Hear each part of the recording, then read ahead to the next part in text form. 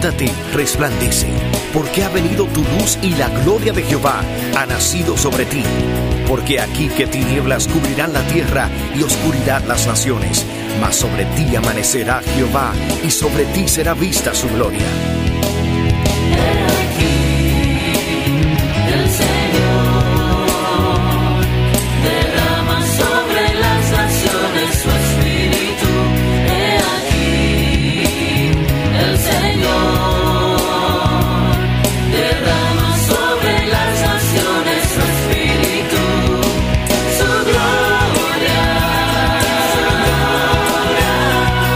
El Ministerio El Amanecer de la Esperanza presenta su programa Voz de Restauración con el pastor Juan Radamés Fernández.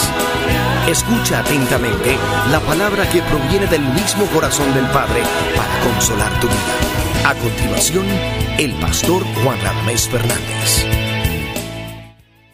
Bendecimos a nuestro Señor en este día como siempre y en ese nombre grande, poderoso, y en la bondad de nuestro fiel Creador te bendecimos y bendecimos a los tuyos y te damos la bienvenida a nuestra programación Voz de Restauración. Te invitamos a que juntos estudiemos la palabra de Dios. Mis amados, vamos a leer en el libro de los Hechos de los Apóstoles, capítulo 17. Comenzamos a leer versículo 15 en adelante. Y dice: y los que se habían encargado de conducir a Pablo le llevaron a Atenas, y habiendo recibido orden para Silas y Timoteo de que viniesen a él lo más pronto que pudiesen, salieron. Mientras Pablo los esperaba en Atenas, su espíritu se enardecía viendo la ciudad entregada a la idolatría. Así que discutía en la sinagoga con los judíos y piadosos, y en la plaza cada día con los que concurrían. Y algunos filósofos de los epicúreos y de los estoicos disputaban con él, y unos decían: ¿qué querrá decir este palabrero?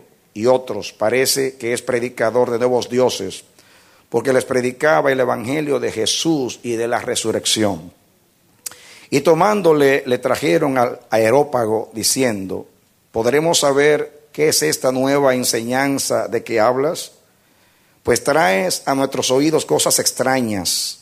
Queremos pues saber qué quiere decir esto, porque todos los atenienses y los extranjeros residentes allí en ninguna otra cosa se interesaban sino en decir o en oír algo nuevo. Entonces Pablo, puesto en pie en medio del Areópago, dijo: varones atenienses, en todo observo que sois muy religiosos, porque pasando y mirando vuestros santuarios, hallé también un altar en el cual estaba esta inscripción: al Dios no conocido. Al que vosotros adoráis, pues, sin conocerle, es a quien yo os anuncio. El Dios que hizo el mundo y todas las cosas que en él hay, siendo Señor del cielo y de la tierra, no habita en templos hechos con manos humanas, ni es honrado por manos de hombres, como si necesitase de algo, pues él es quien da a todos vida y aliento y todas las cosas. Y de una sangre ha hecho todo el linaje de los hombres, para que habiten sobre toda la faz de la tierra, y les ha prefijado el orden de los tiempos y los límites de su habitación, para que busquen a Dios, si en alguna manera, palpando, puedan hallarle, aunque ciertamente no está lejos de cada uno de nosotros. Porque en él vivimos y nos movemos y somos, como algunos de vuestros propios poetas también han dicho, porque linaje suyo somos.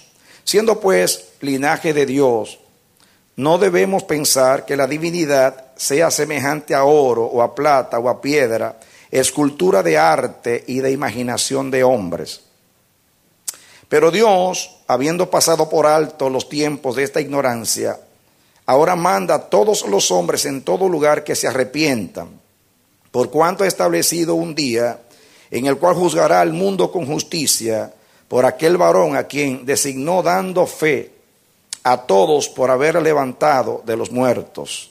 Pero cuando oyeron lo de la resurrección de los muertos, unos se burlaban y otros decían: ya te oiremos acerca de esto otra vez. Así Pablo salió de en medio de ellos, mas algunos creyeron juntándose con él, entre los cuales estaba Dionisio, el Areopagita, una mujer llamada Dámaris y otros con ellos.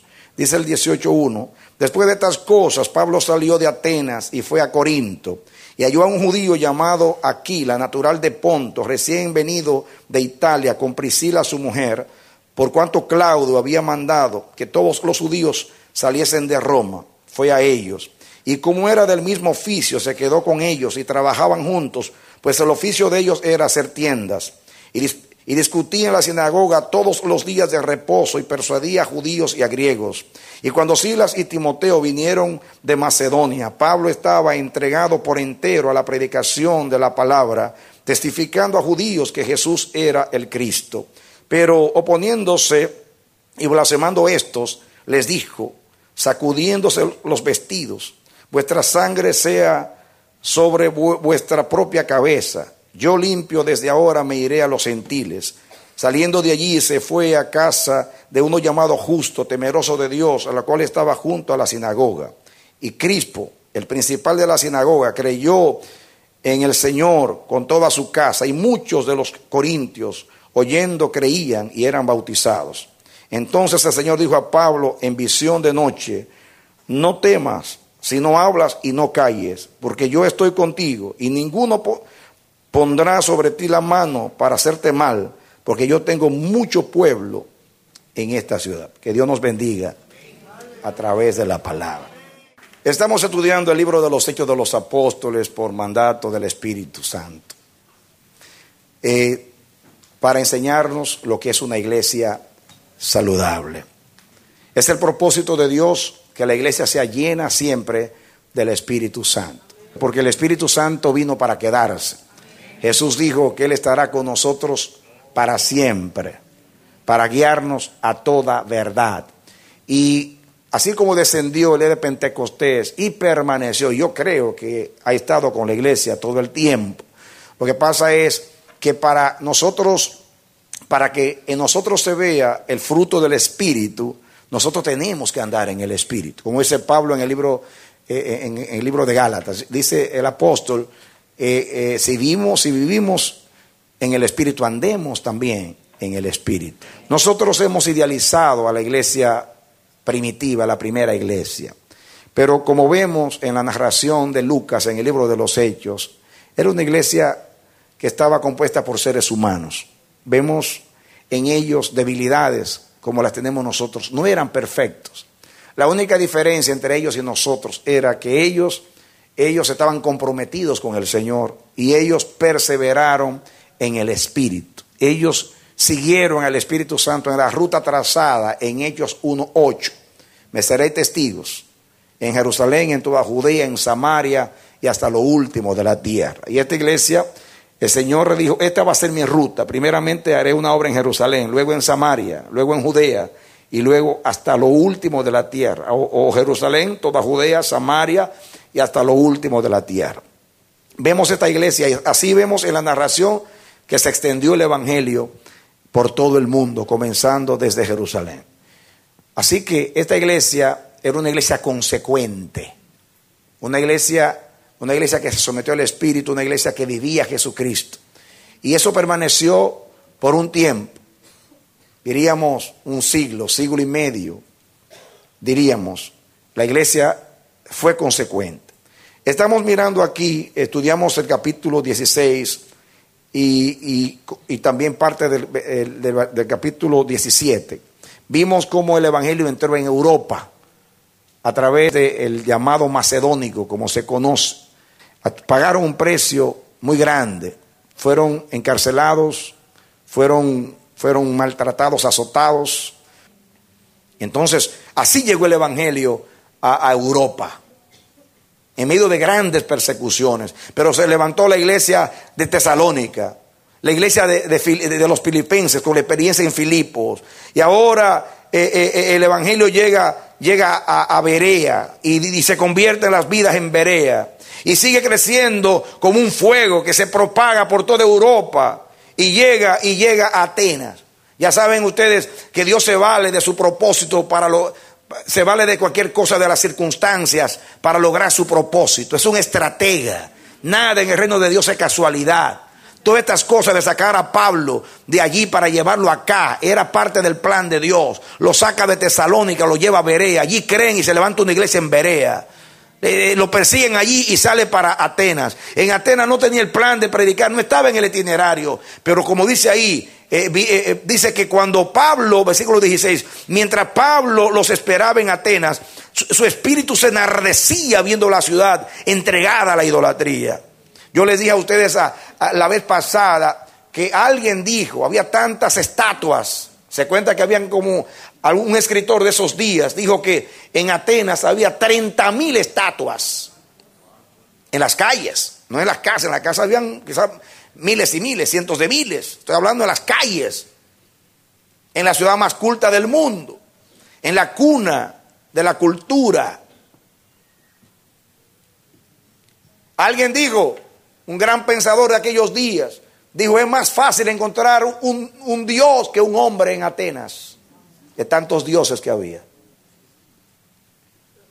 Y Pablo estaba allí, porque ustedes saben que el versículo anterior dice que cuando sacaron a Pablo, dice el 14, dice, y los que se habían encargado de conducir a Pablo, le llevaron a Atenas, habiendo recibido orden para Silas y Timoteo de que viniesen a él lo más pronto que pudiesen, y salieron. Se quedaron allí Silas y Timoteo. Y Pablo se fue, lo sacaron y fue a Atenas.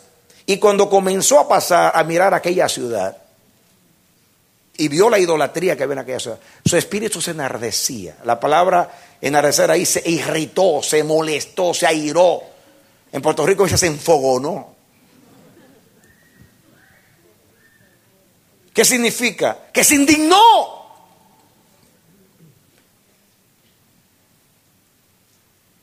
¿Qué sintió Pablo en ese momento? Lo que siente un hombre que ama a Dios. ¿Qué siente usted?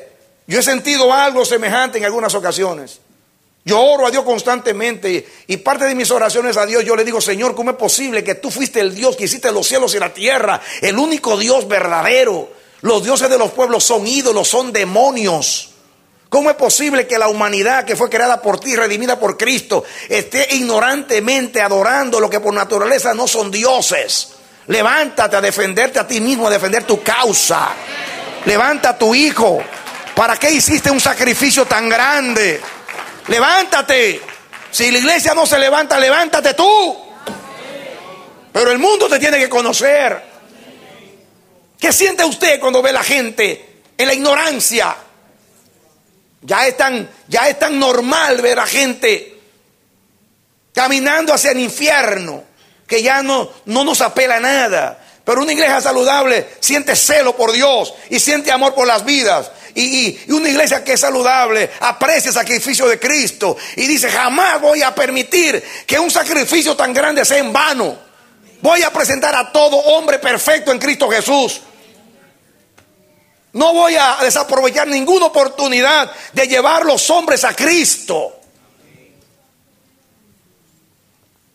¿Cómo es posible para Pablo, que era hebreo y que conocía al Dios verdadero y que supo que por milenios, por 1500 años se puede decir así, Dios estuvo bregando con Israel para librarlos de la idolatría? Y Pablo sabía que el Dios que hizo los cielos y la tierra no se puede representar con ninguna estatua, ninguna figura. Por eso cuando ve la idolatría se llena de celo, se aira, se molesta, se indigna. Eso es lo que siente alguien cuando ama a Dios.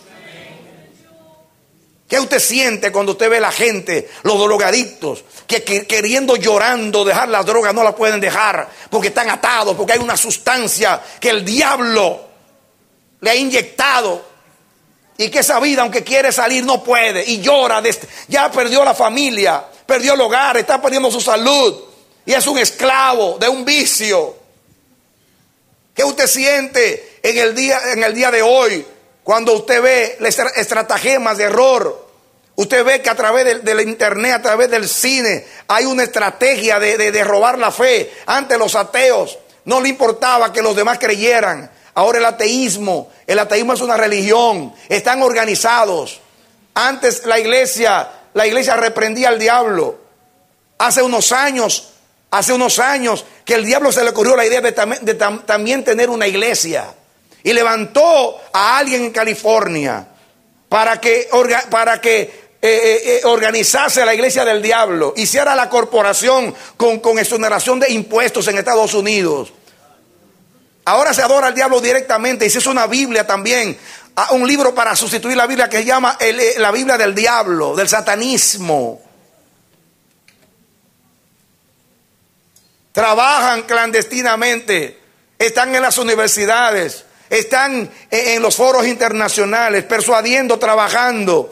Van a los seminarios, te lo digo por revelación del Espíritu. Estudian, se meten en las iglesias como ministros y son satanistas. Se meten en las iglesias, simula que son para que le den posiciones en la iglesia, para neutralizar. Están organizados y la iglesia duerme. Hoy tiene que enardecer el Espíritu. Hoy tenemos que llenarnos de esa indignación. El celo de Dios debe consumirnos. Nosotros no podemos convertir a los hombres, pero tenemos el Evangelio que sí lo puede hacer. Y tenemos que creer en el poder del Evangelio. Amén. Amén. Amén. Cuando yo era muchacho con la cabeza caliente que salía por ahí, me gustaba la ideología izquierdista y sin saber lo que hacía. Porque yo me convertí a los 16 años, salía a movilizarme en la secundaria contra el gobierno y a proclamar eslogans. Yo recuerdo que los comunistas tenían un eslogan que decían: la indiferencia es una vergüenza. Y a mí se me grabó. Y yo le digo a los cristianos: la indiferencia es una vergüenza. Y si es para una ideología política, cuánto más para el cristianismo. Es una vergüenza ver a los hombres dados a la idolatría, conociendo nosotros al Dios verdadero. Pablo decía: yo perseguía a la iglesia por ignorancia. Tú y yo éramos idólatras y estamos aquí adorando al Dios vivo y verdadero. Nos hemos convertido de los ídolos a Dios. Entonces, que nazca en nosotros. Pero ese sentir se perdió. No sentimos ni una cosa ni la otra. Estamos tan apagados que somos insensibles, hermano, a todo. Hay que orar a Dios, no solamente por nosotros, sino por la iglesia de Cristo en el mundo. Hay que sentir esto, hermanos. Coraje, coraje, coraje. Como los hombres creados a la imagen de Dios. Estos que se creen los iluminados de la cultura y de las filosofías, están adorando lo que por naturaleza no son dioses. Una iglesia saludable es una iglesia sensible. Es una iglesia que tiene el corazón de Dios. Es una iglesia que siente un vivo celo por Jehová, Dios de los ejércitos, como Elías. ¿Cómo se sentía Elías a ver a Israel, a pesar del milagro del Carmelo, ir en pos de Baal? No ha pasado nada. Yo pensaba que estos milagros del fuego que cayó del cielo y el cielo abierto con mi oración después de 3 años y medio sin llover, iba a convertir a este pueblo. Qué depresión tan grande cayó el profeta. Lo criticamos porque en Dios no debe haber desaliento ni desánimo, eso lo creo. Pero Elías se sentía: ¿cómo es posible yo voy a estar contento cuando los hijos de Israel han matado a tus profetas? El único que queda soy yo y procuran matarme, y te han dejado a ti y se han ido en pos de un ídolo. ¿Cómo voy a estar contento si mi misión es llevarlos a ti? No he podido hacer nada. Naturalmente Dios se levantó y le dijo: Elías, yo no me siento como tú. Yo tengo 7,000 que no han doblado dos rodillas a Baal, y yo voy a destruir a la casa de Acab con 3 espadas. Levántate y unge a Hazael, rey de Siria, y a Jehú, rey de Israel. Te voy a demostrar que tengo poder en las naciones. Úngeme a un rey de una nación extranjera para mostrarte que tengo poder en las naciones. Úngeme a Jehú para decirte que tengo poder en mi pueblo Israel.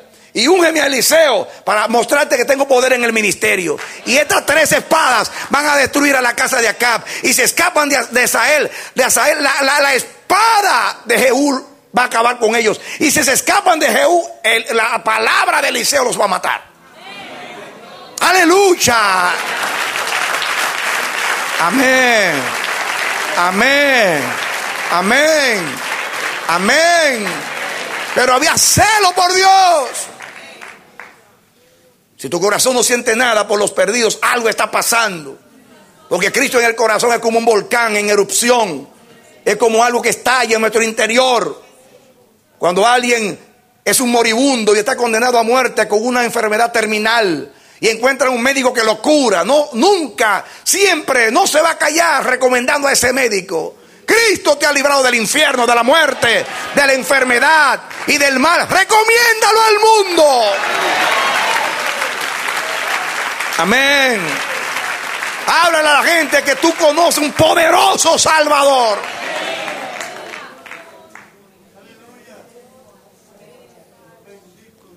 Dios convirtiera a más, si hubiera más amor por los perdidos. Dios participara más en la vida de la iglesia, si la iglesia fuera consecuente. Pero Dios no se va a molestar a hacer nada con una iglesia que no está apta ni lista para realizar la obra de Dios. Yo quiero decirte que cada vez que Dios va a hacer algo, Dios prepara el camino, porque en una condición humana no se puede hacer algo de Dios. Cuando Dios va a descender, siempre prepara el camino, como dice Isaías 40. Y lo alto tiene que bajarse, lo que está abajo o apocado tiene que subirse al nivel donde va a pasar la carroza llevando el séquito del rey. Lo que está torcido debe enderezarse. Hay que allanar el camino para que pase la gloria de Dios. Amén. Amén. Amén. Y esto no es una condición arbitraria de Dios, hermanos. Es un requisito indispensable. Porque Dios no puede hacer lo divino con una condición humana caída. A Dios hay que prepararle el camino para que Él pueda pasar. Cristo no pudo venir si Dios no hubiera mandado a Juan el Bautista a preparar el camino. Para volver el corazón de los padres a los hijos. Para preparar para Dios un pueblo bien dispuesto. Hay que entender que no es una arbitrariedad. Cuando la Biblia dice sin santidad nadie verá a Dios, no es una condición para ser salvos, porque ya Cristo fue santo para salvarnos y nadie va a ser santo por su santidad, sino por la santidad de Cristo. Cuando la Biblia dice sin santidad nadie verá al Señor, es porque nadie puede acercarse a Él sucio o asqueroso. Como enseñó en el antiguo pacto, ponle linderos al pueblo, voy a descender, límpialo al pueblo hoy, mañana y al tercer día voy a descender. Cuando Dios está, y dice la Biblia, apártese de iniquidad todo aquel que invocar el nombre del Señor. No significa que Dios te lo está poniendo como condición para verlo. Es un requisito para poder estar en su presencia, porque Él es santo y lo sucio no puede estar donde Él está. Trata de entenderlo. Entonces, ¿cómo haremos una obra de Dios con métodos humanos? ¿Cómo haremos algo divino con recursos humanos? Eso es lo que está sucediendo hoy, que queremos hacer que la iglesia crezca con métodos humanos. Hemos inventado tantos métodos para que la iglesia crezca. Usted con un método puede hacer prosélitos, pero nunca convertir un alma. Porque los creyentes en Cristo no se fabrican, nacen por el Espíritu. Usted puede convencer la mente como hacen las sectas, pero el corazón lo convierte Dios con una nueva creación por el Espíritu Santo. Solamente con el Espíritu Santo y con los medios espirituales y con los dones espirituales y con el fruto del Espíritu podemos hacer la obra de Dios, porque Dios es Espíritu. Pidámosle a Dios que nos dé ese celo ardoroso. Y eso es lo que sentía Pablo. Este hombre, si no hubiera tenido un espíritu superior, se hubiera desanimado. Nosotros hoy estamos predicando en Occidente, donde todo el mundo sabe quién fue Jesús. Pablo está predicando en un lugar donde decir Jesús no se sabe ni de quién estaban hablando. Un mundo idólatra, un mundo que se oponía a la predicación porque el evangelio era contrario a la filosofía, como ustedes pueden ver en esta narración. Versículo 17. Así que discutía en la sinagoga con los judíos y piadosos, y en la plaza cada día con los que concurrían. Así que Pablo, cuando se encendió, comenzó a predicar a los judíos piadosos y a todos los que habían en la plaza, a Raimundo y a todo el mundo, a diestra y a siniestra, a tiempo y fuera de tiempo, como instruyó a Timoteo. Y dice aquí el 18, y algunos filósofos de los epicúreos y de los estoicos disputaban con él, y uno decían, ¿qué querrá decir este palabrero? Y otros, parece que es predicador de nuevos dioses, porque les predicaba el evangelio de Jesús y de la resurrección. Hermanos, estos filósofos, los epicúreos, eran materialistas ateos y le hacían culto al placer.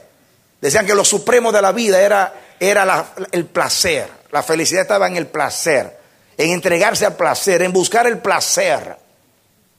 Eran ateos. Y los estoicos era todo lo contrario a ellos. Eran bien altivos, bien orgullosos. Que creían en el panteísmo. O sea que Dios estaba en la naturaleza. Tenían filosofías o conceptos, ideas que eran totalmente ajenas a lo que Pablo predicaba.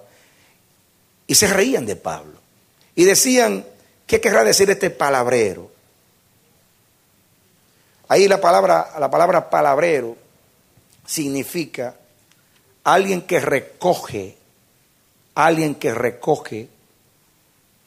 granos, como las aves.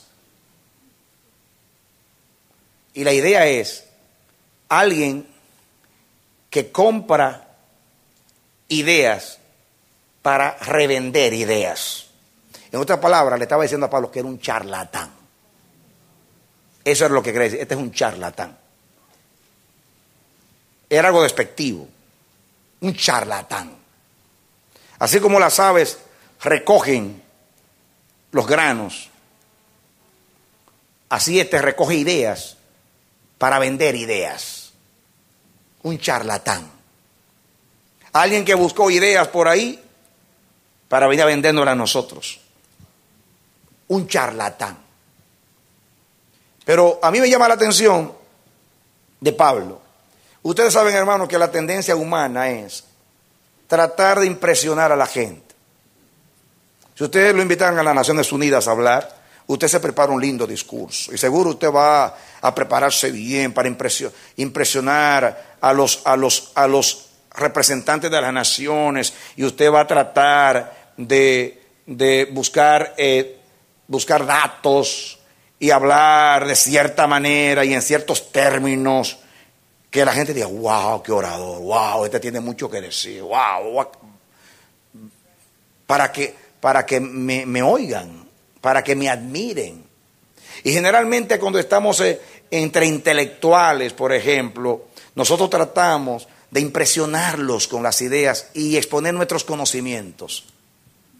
Pero yo veo aquí a Pablo un hombre comprometido, a pesar de esa actitud que le estaban diciendo charlatán, y que eran pensadores conocidos en aquellos días. Pablo, ¿qué predicaba Pablo? ¿Qué predicaba? ¿Filosofía? Dice que Pablo dice, les predicaba el evangelio de Jesús y de la resurrección. Pablo sabía que predicarle la resurrección a los griegos era una estupidez, porque los griegos admiraban mucho esta vida. Y lo grande para un griego era esta vida y hacer culto a esta vida. Y más esa gente que los epicúreos que hablaban del placer de la vida. O sea, cualquiera ahí hubiera ocultado el evangelio y se pone a filosofar, como hicieron algunos padres de la iglesia, diciendo que Platón fue un precursor del cristianismo para tratar de ganar a los griegos y decir que ya Dios había revelado a Platón y a Sócrates y a Aristóteles, le había revelado el evangelio para tratar de seducirlos al cristianismo. porque todo el mundo estaba enamorado de la cultura griega. Los romanos que conquistaron a Grecia, adoptaron a sus dioses y se enamoraron de la cultura griega. Por eso el cristianismo a los judíos lo veían como ignorantes, y más a los cristianos. Pero Pablo no fue allí a tratar de impresionar. Yo recuerdo una vez que murió un familiar de un hermano y su hijo era médico, hace muchos años. Y naturalmente, como el hijo era médico, en la funeraria todo estaba lleno de médicos. Y a mí me tocó el mensaje. Uno es tentado a estar con los médicos, puede decir, bueno, voy a hablar de esta manera, porque si hablo de la resurrección va a ser un ridículo. Ese día fue que me preparé con la resurrección, hermano. Le metí ahí de la resurrección y de Cristo, que se conviertan estos médicos a Cristo. Me importa a mí que sean ateos, que sean intelectuales. Yo tengo un mensaje. Amén. Amén. Algo que a mí me llamó la atención, y por eso le tengo gran respeto a Billy Graham, fue que cuando hubo aquí la tragedia del 11 de septiembre, el presidente Bush reunió a representantes de cada religión para que orasen. Allá había un rabino representando al judaísmo. Había también un ministro de los musulmanes. Había un obispo, un cardenal católico. Y entonces Billy Graham representaba a los evangélicos. Entonces cuando todos se paraban, comenzaron a exponer discursos. Ustedes saben cómo son, con un tono político, un tono intelectual, un tono social. Pero cuando se levantó el viejito Billy Graham, todo el mundo estaba por allá hablando babasa. Y se levanta el viejito y dice, todo el mundo pensaba que el viejito iba a seguir con la misma retórica. Y se levanta el viejito y dice, hermanos, esto que ha sucedido es porque esta nación se ha olvidado de Dios. Y yo quiero decirle a ustedes que Jesucristo es la solución para esta nación. ¡Aleluya! ¡Amén! ¡Amén! ¡Amén! Y yo dije, this is my brother. Así hablan mis hermanos. Filosofía, qué sé yo qué. Si el intelectual como el ignorante necesitan oír de Jesucristo para ser salvados. El judío, el musulmán, el pagano, el drogadicto, todos serán salvos de una sola manera. El cielo one way, Jesus only. Hay un solo camino, Cristo. Amén. Amén. Amén. Por eso, mis hermanos, lo mismo que le predicaba en la sinagoga a los judíos, naturalmente a los judíos le presentaba a Cristo como el Mesías, porque lo esperaban. Pero a estos filósofos le hablaba del mensaje de Cristo como Salvador, que vino a destruir la muerte y el pecado. Pero no se avergonzó, mi hermano. Y ustedes lo ven en el discurso de Pablo. Dice aquí, el 19, tomándole le trajeron al Areópago. El Areópago era un tribunal donde juzgaban a los criminales, pero donde también se trataban los asuntos religiosos y educacionales. Era el foro donde se discutían estos temas. Y como Pablo está hablando algo de religión, lo llevaron allí. Y tomándole le trajeron al Areópago, diciendo, ¿podremos saber qué es esta nueva enseñanza de que hablas? Pues traes a nosotros cosas, a nuestros oídos cosas extrañas. Queremos pues saber qué quiere decir esto. Porque todos los atenienses y los extranjeros residentes allí en ninguna otra cosa se interesaban sino en decir o en oír algo nuevo. ¿Saben lo que quiere decir aquí? Que los atenienses, su tendencia era agradar el oído con algo nuevo. Y después que oían algo nuevo, después que leían algo nuevo, lo menospreciaban, lo echaban a un lado. Entonces querían escuchar otra cosa que fuera nueva. ¿Entendieron? O en otras palabras, se cansaban de lo nuevo, lo echaban a un lado y querían algo nuevo.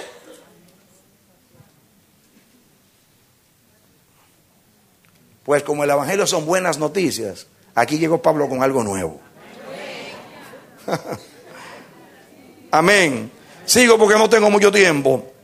Y dice aquí, el 22, entonces Pablo, puesto en pie en medio del areópago, dijo: varones atenienses, en todo observo que sois muy religiosos, muy supersticiosos. Pero Pablo aquí está hablando en un tono amable. En otras palabras, ustedes son muy devotos, sois devotos. Miren cuántos dioses. Aquí hay más dioses que gente en Atenas. Comenzó con: y se sintieron halagados, porque pasando y mirando vuestros santuarios, hallé también un altar en el cual estaba esta inscripción: al Dios no conocido, al que vosotros adoráis pues sin conocerle, es a quien yo os anuncio. Esto es sabiduría de Dios, hermano. Sabiduría de Dios. Sabiduría de Dios. Pablo dice: ¿cómo yo le entro a esta gente?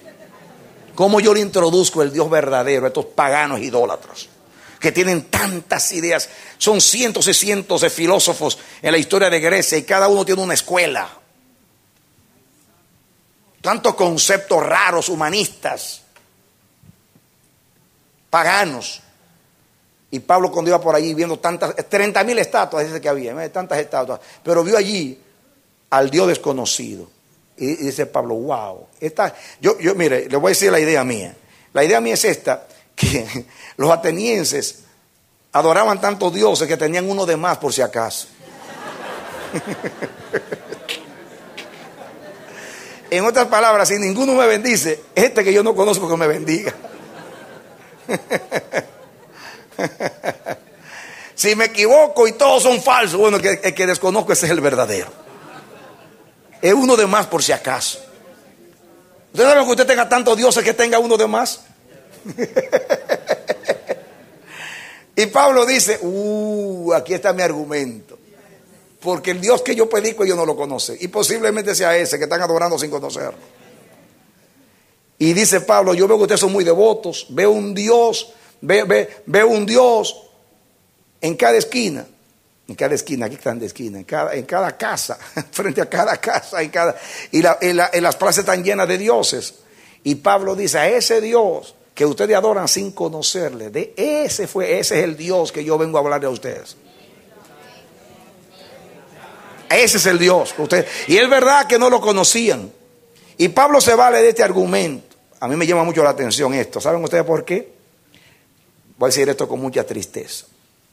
La mayoría de los cristianos en este tiempo adoran a ese Dios desconocido. Lo están adorando, le cantan coritos, dan los diezmos, participan de todo y no conocen al Dios verdadero. Le adoran, le sirven, pero no lo conocen. Cuando el Nuevo Pacto dice: todos me conocerán, desde el mayor hasta el menor. ¿Por qué? Porque no hay interés en conocerlo. Y también por las tantas confusiones religiosas que hay. Pero voy a mantenerme en el contexto. Pablo entonces dice 24: el Dios que hizo el mundo y todas las cosas que en él hay, siendo Señor del cielo y de la tierra, no habita en templos hechos por manos humanas. Aquí Pablo está golpeando la idolatría. Está diciendo a gente culta, le está diciendo: ese Dios que yo estoy predicando es tan grande que los cielos de los cielos no le pueden contener. Ese Dios no puede representarse con madera o con yeso, con metal. Y dice: el Dios que hizo el mundo y todas las cosas que en él hay, siendo Señor del cielo y de la tierra, no habita en templos hechos por manos humanas. ¿Cómo va a caber en un templo si son los cielos? Y los cielos de los cielos no le pueden contener. Este era un concepto que era muy, muy conocido entre los judíos. Porque aún Salomón cuando oraba, dedicando el templo, dijo a Dios: tú no habitas en templos hechos de manos. Esteban también lo expuso en su discurso de Hechos 7. Era muy conocido esto en cuanto al Dios verdadero, pero para los griegos es algo muy extraño. Porque allí estaban todos los dioses, en el panteón. Estaban todos los dioses allí. Dice: tú estás diciendo que los dioses, porque yo pensaba que estaban ahí los dioses. Dice: no, este desconocido Fue el que hizo los cielos y la tierra, y ese no habita en templos hechos de mano. Ni es honrado por manos de hombres, como si necesitase de algo. Pues Él es quien da a todos vida y aliento y todas las cosas. En otras palabras, este Dios no anda buscando ayuda de nadie. Él ayuda a todos.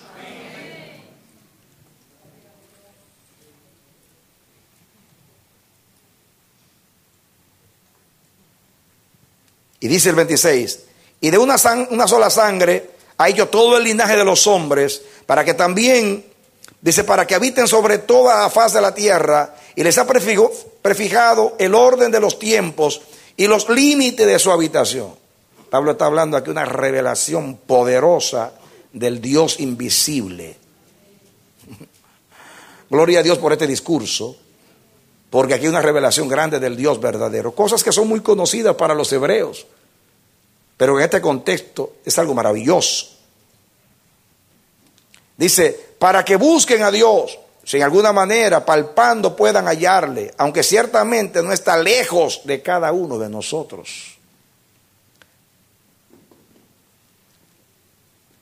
Porque en Él vivimos y nos movemos y somos, como algunos de nuestros propios poetas también han dicho, porque linaje suyo somos.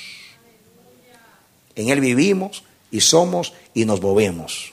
Él no necesita ayuda, Él da vida a todos. Él no habita en templos. Los cielos de los cielos no le pueden contener.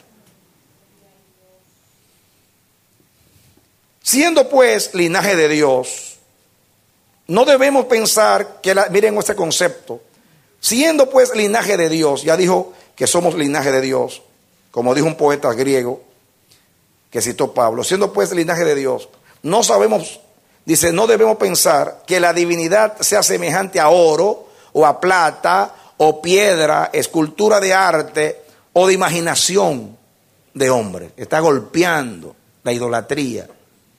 Ese Dios no puede ser representado por ninguna estatua. ¿Ustedes creen que un Dios así puede representarse con piedra, con escultura, con arte? Yo me quiero detener aquí para decir algo que mientras estudiaba esta mañana me vino a la cabeza. Yo estuve en Roma hace poco. Hace unos meses atrás estuve en Roma. Quería conocer la ciudad de Roma. Es impresionante ver en Roma la historia, cómo están allí las huellas de la historia. Y andábamos nosotros allí, como dice el hermano Hugo, en adoración pasiva. Me gusta, es un buen concepto. Adoración pasiva es que uno va a ver las artes. Allí vimos cosas, generalmente, después de la historia de Roma, allí hay muchos monumentos griegos, de dioses griegos, pero cosas impresionantes, obras de artes que tienen siglos, pero son cosas maravillosas, como todas las esculturas griegas, dioses griegos. Y es impresionante ver aquellos monumentos antiguos y obras de arte de grandes artistas del pasado, pero todas son estatuas de dioses griegos. Y nosotros los cristianos vamos allí a hacer turismo y a mirar ahí. Oh, qué lindo está esto. Precioso. Como pasa en muchos edificios de Nueva York, que hay un montón de imágenes que son demonios.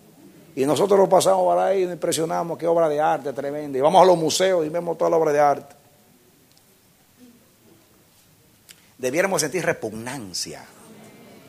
Porque el hombre de hoy, después del Renacimiento, donde nació ese despertamiento, y se fueron y sentir devolverse a los griegos, devolverse al pasado, a lo clásico griego.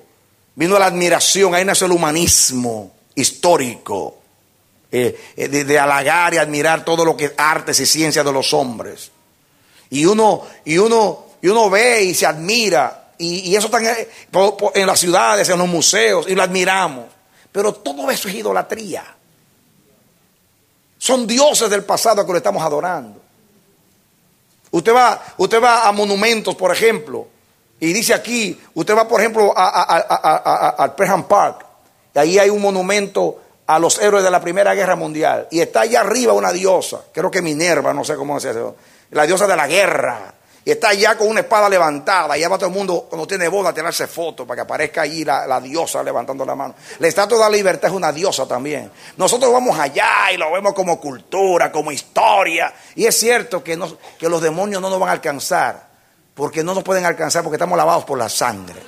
Pero sí debiéramos enfogonarnos, debiéramos de indignarnos. Pablo no tomó eso como un juguete.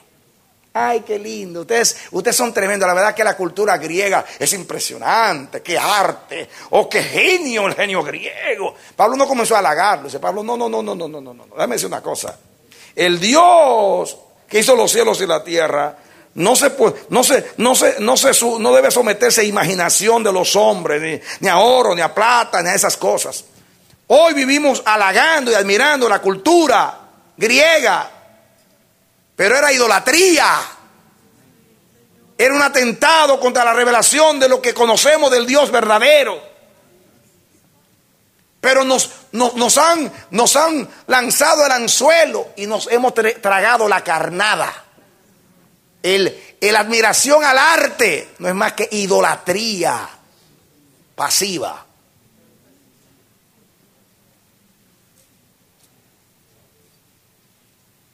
No vamos a negar que ahí están los grandes maestros de las artes. No somos fanáticos para religiosos, para no reconocer el genio del hombre. Pero jamás prestándonos para fomentar la ignorancia, para que la gente siga desconociendo al Dios que se ha revelado. Dios no debe ser un desconocido hoy. Tenemos 2000 años de predicación del evangelio. Yo no voy a darle culto a las artes prestándome para fomentar más la idolatría, que hoy viene disfrazada en el arte, pero no es más que idolatría.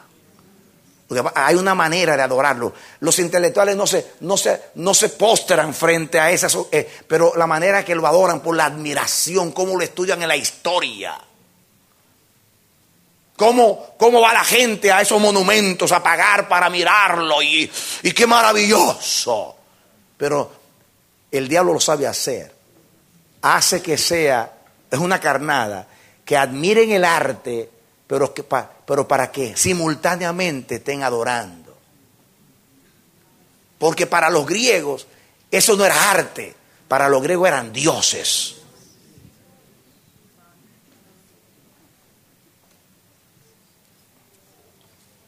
Una iglesia saludable tiene claridad y no se deja confundir.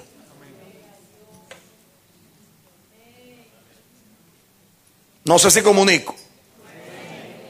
Hoy hay muchos engaños, pero los hombres de Dios tienen claridad. Yo no me voy a tragar el anzuelo. Yo no voy a aplaudir un arte que no es más que idolatría disfrazada. Termina diciendo el 30. Pero Dios, habiendo pasado por alto los tiempos de esta ignorancia, ¿cómo llama Pablo a esto? Ahora manda a todos los hombres en todo lugar que se arrepientan. Les dijo ignorantes, a los griegos, a los intelectuales. Pero Dios ha pasado por alto, por siglos, vuestra ignorancia.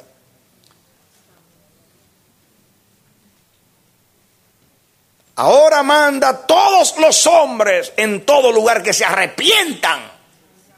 Wow, hablar así a los intelectuales griegos. Por cuanto ha establecido un día en el cual juzgará el mundo con justicia por aquel varón a quien designó, dando fe a todos con haberle levantado de los muertos. Miren ustedes, hermanos, habló del Dios verdadero como la Biblia lo revela. No comenzó allí a buscar en la quinta pata al gato, a disfrazarlo para impresionarlo. No, le predicó el evangelio. Si lo creen, amén. Si lo rechazan, amén. pero yo no cambio el mensaje. Amén. Una iglesia saludable está comprometida con el verdadero evangelio.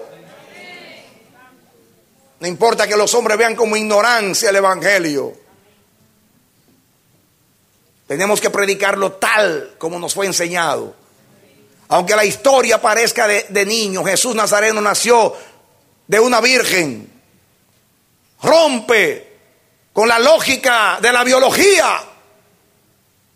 Porque nadie nace si no hay una relación entre un hombre y una mujer y se depositan 2 células en ese vientre.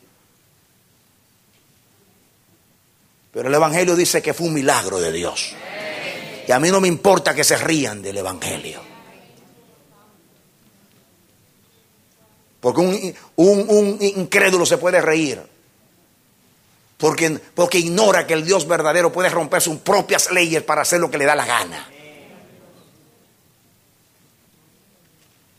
Que murió en una cruz y que muriendo en la cruz seguía siendo Dios sobre todas las cosas, bendito por los siglos de los siglos. Y que muriendo venció la muerte. Eso es lo que yo veo acá. Hoy no. Hoy le bailamos reggaetón a los jóvenes para ganarlos, para hacerlos adeptos en la iglesia. Y al intelectual le hablamos de una manera, y al empresario le hablamos de otra manera, y a aquel le hablamos de otra manera. Y los engañamos a todos para traerlos a la iglesia y nos den los diezmos para hacer un imperio religioso. Y creemos que porque tenemos mucha gente, hemos prosperado, tenemos Dios agradado. Mis hermanos, la iglesia está constituida por las personas que han sido convertidas por el mensaje del evangelio a través del poder del Espíritu Santo. Si no, son adeptos religiosos. La gente tiene que convertirse a ese Dios que no se puede representar con ningún tipo de figura, porque es desvirtuarlo. La gente tiene que convertirse al evangelio del Cristo que nació de una virgen, que murió sin pecado, que murió en la cruz expiando nuestros pecados y que se levantó al tercer día, que resucitó, ascendió al cielo, se sentó a la diestra del Padre y viene por nosotros.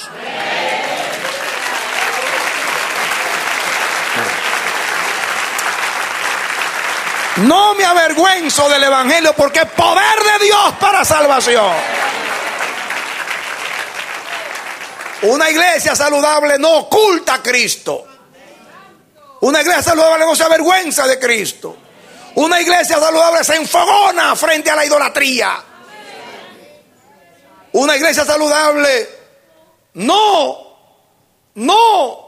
se postra a adorar pasivamente a imágenes disfrazada de artes.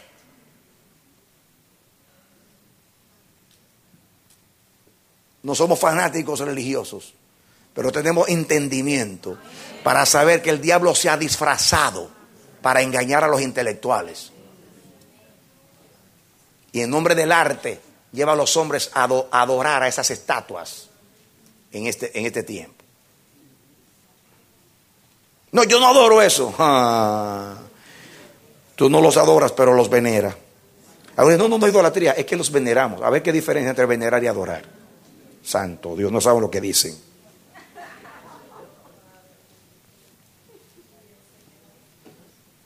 ¿Cómo termina?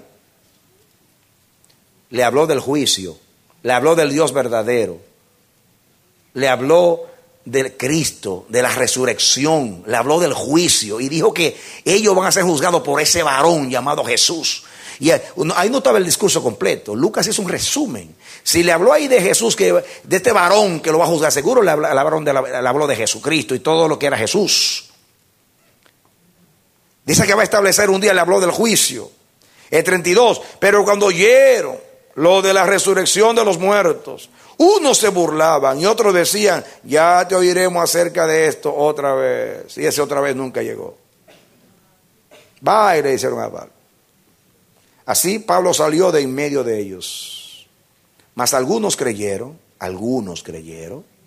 juntándose con él, entre los cuales estaba Dionisio, el Areopagita, una mujer llamada Dámaris y otros con ellos. Diga, unos pocos se convirtieron. Pero como quiera, se predicó el Evangelio. El Evangelio no solamente se predica para que la gente se convierta. El Evangelio se predica para que nadie tenga excusa el día del juicio. Dale un aplauso al Señor. Unos aceptan y otros se convierten. Pero nuestro deber es predicar a todos. Cierra tus ojos. Yo oro por la iglesia, yo oro por ti, mi hermano, yo oro por tu casa. Oro al Señor que esta palabra penetre en tu corazón y te sacuda, y que Dios te dé el espíritu de los apóstoles y la salud de esa primera iglesia. Es el deseo de Dios para que tú y yo, junto con la iglesia de esta generación, nos levantemos como David, que sirvió a su generación. Nos levantemos a servir a esta generación. Porque Dios se propuso a través de la iglesia dar a conocer a los principados y potestades en los cielos y en la tierra el señorío de Cristo y la salvación que es en Cristo Jesús. Dios se propuso llenar la tierra de su conocimiento como las aguas cubren el mar. Y tú y yo somos la luz del mundo.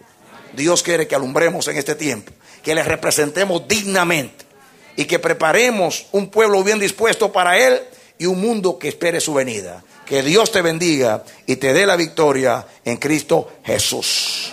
Amén. Esperamos que este mensaje haya sido de edificación para tu vida. Si deseas recibirlo en su forma original, puedes solicitarlo a El Amanecer de la Esperanza, P.O. Box 70, Bronx, Nueva York 10473. O visítanos a nuestra página web www.elamanecer.org. Dios te bendiga.